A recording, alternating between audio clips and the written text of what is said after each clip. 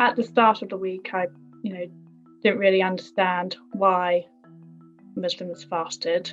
I just thought I didn't really understand. I was probably ignorant to that fact. It's the perfect opportunity to just pause and reflect and refresh after a year full of so many blurred lines, working from home. It's not something I've ever done before, but it was something that I'm interested in learning about other cultures and learning about how other people bring their authentic selves to work.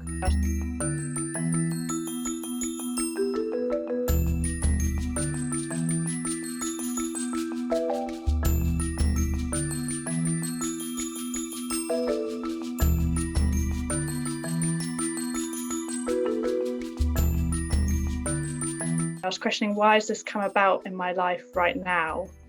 Why am I only hearing about this? Why did Ali reach out to me and tell me about the challenge?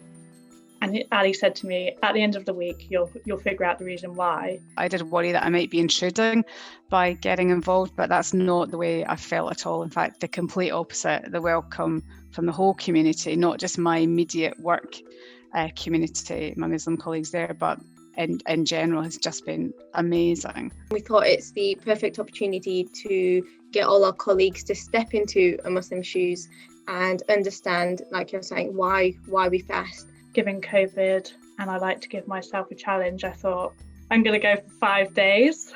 Because I was obviously up really, really early, tendency is to just go to the laptop and to do work or to get onto technology. I was very, very mindful not to. So I had 3 glasses of water next to my bed before I went to sleep, and I kept waking up every hour, kind of nervous about it, and drinking water in the middle of the night. Deliberately took the first hour and a half and did nothing other than sit and reflect. And that for me personally took a huge amount of self-discipline. Maybe the hardest part was like getting up before dawn and getting ready for the fast. I think that set the tone for the day for me. My first day was more around the food and drink side of things.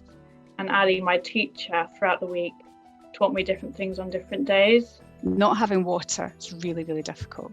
And I think that's the part that struck me the most, thinking about, again, walking in someone else's shoes who does not have water, cannot access clean, healthy water. There were times when especially in the afternoons, where my lips were dry, and it was there's a lot of talking that goes on through video conference calls like this. My main side effects were dry lips.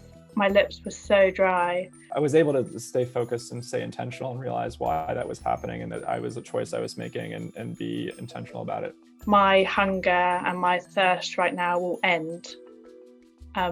But other people out there's thirst and hunger doesn't end. So, get yourself into that mindset.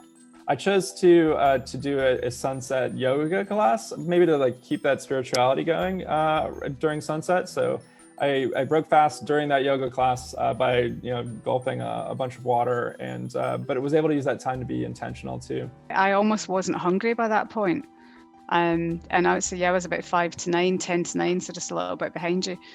And I almost got to the point of going, will I just go all night? Beforehand, if something was made for dinner by my parents, that, we all have our favourite food. And if my favourite food maybe wasn't made, I'd be like, oh, really, I have to eat that? But now it's, be grateful for every meal that's put in front of you.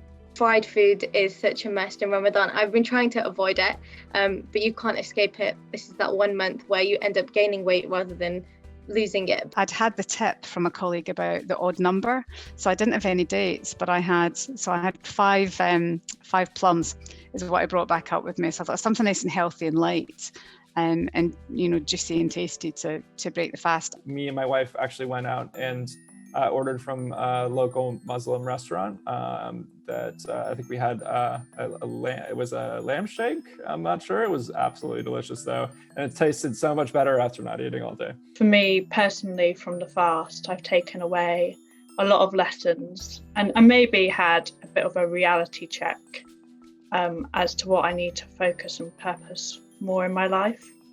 So it couldn't have come at a better time for me.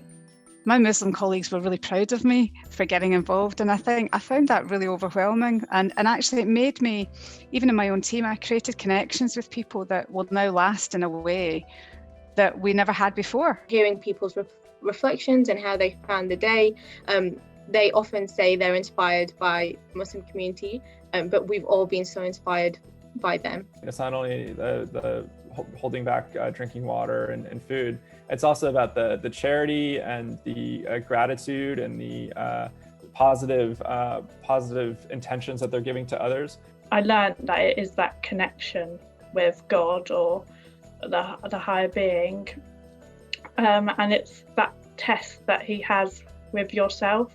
All walks of life, all types of jobs, people are celebrating and sticking to the really strict regime during the day, and going about their duties, just going about their day. That's just incredible. That really struck me. One part of Ramadan is charity and is giving, and I also chose to partake in that during the fasting challenge. So chose several local DC charities that give food to the homeless and to needy people around the area. Huge hats off to them. It takes dedication, willpower, and self-control to go through 30 days.